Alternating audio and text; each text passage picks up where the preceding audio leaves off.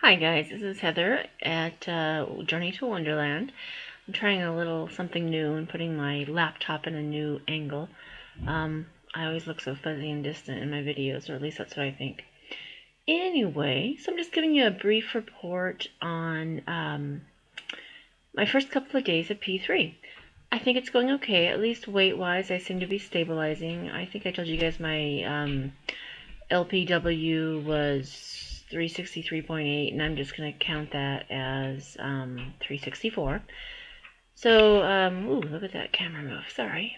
Um, so, anyway, like my first day at P3, I woke up and I was down to 360. I thought, I'm losing weight. But it just turned out that I was very dehydrated. I woke up with a cottony mouth and just real dry to the bone feeling.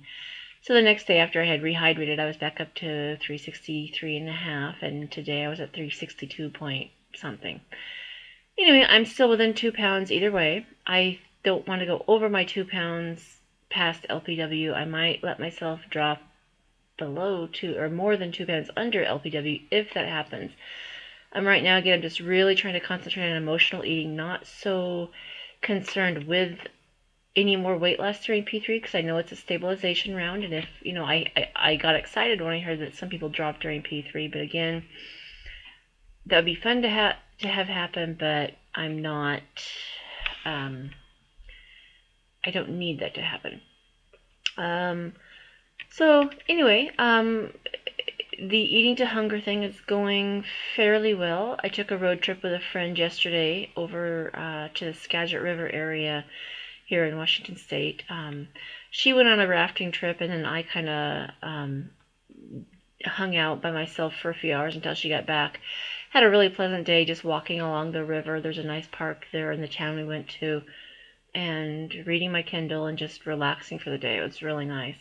Um, anyway, I packed my lunch. I'm still kind of concerned about eating P3, so I'm kind of just eating more P2 foods with the addition of coconut oil and bacon and eggs. I have had those, but other than that, I'm not adding back dairy yet. I know on my protocol guidelines that came from my people who sold me my pellets said to wait a week before you add back in dairy. So I'm just trying to be as pop with those guidelines as I can, just being really cautious. Again, I worked really hard for those 38 pounds lost, and I don't want to gain them back. So I'm just being extra cautious. Maybe my future rounds I won't. But again, back to the emotional eating, it worked out pretty good. I packed, a devil or a egg salad and fruit for breakfast. I ate that on the way. And that egg salad, 3 eggs and some homemade mayo and a fruit lasted me for 4 or 5 hours, and then I started to get really hungry. I was trying to wait for my friend to get back from her river trip because I knew we were going to go out to a restaurant, and I knew if I wanted to eat at a restaurant, I wanted to be good and hungry. But that didn't work out. Her boat was about an hour late getting back, and I was starving by the time she got back. So what happened is about an hour and a half before she got back, I ended up eating. I just had a cucumber and a piece, or half a cucumber and a piece of steak.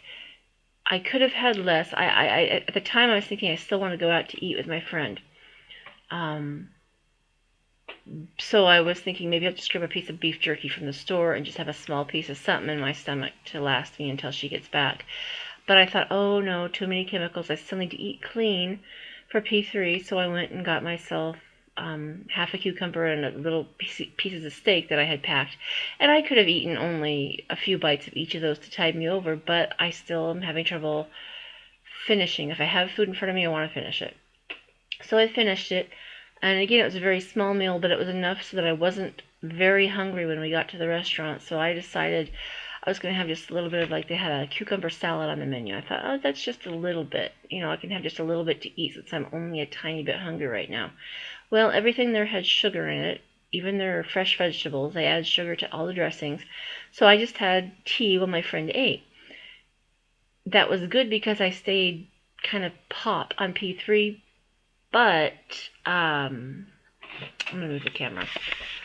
But that backfired because I was sitting there watching her eat a very delicious patty melt and fries and blackberry pie, and although I wouldn't have chosen to eat those foods, it was just too much for being. I was already slightly hungry, not eating anything and watching her eat comfort food. So that backfired. When we got back to the car, I had a packed lunch that I had planned to eat later on, and I wasn't that hungry at that point. I wasn't physically hungry, but I think I was emotionally hungry, and I think I just ate out of emotion because I had just had to watch somebody else eat really yummy, good smelling food, and I didn't get any. And that bothered me. So I think I just dove into my salad that I packed and just ate that. There was a tiny bit of physical hunger there, but it was really emotional hunger, and I didn't really realize that till later. And I also overate to the point of being uncomfortable. And that's, okay, I learned something about myself. I need to work out eating in social situations, and I also need to figure out how to incorporate comfort foods, healthy comfort foods, or healthy versions of comfort foods into P3. That's something I need to do. But so it backfired. So I ate until I was stuffed, and I didn't realize I was stuffed. All of a sudden, I was kind of wolfing down my leftover steak and salad, and then I'm like, ooh, I'm full. I should stop. And I'm like, I only have 2 pieces of steak left. I'm gonna eat those. Why waste those?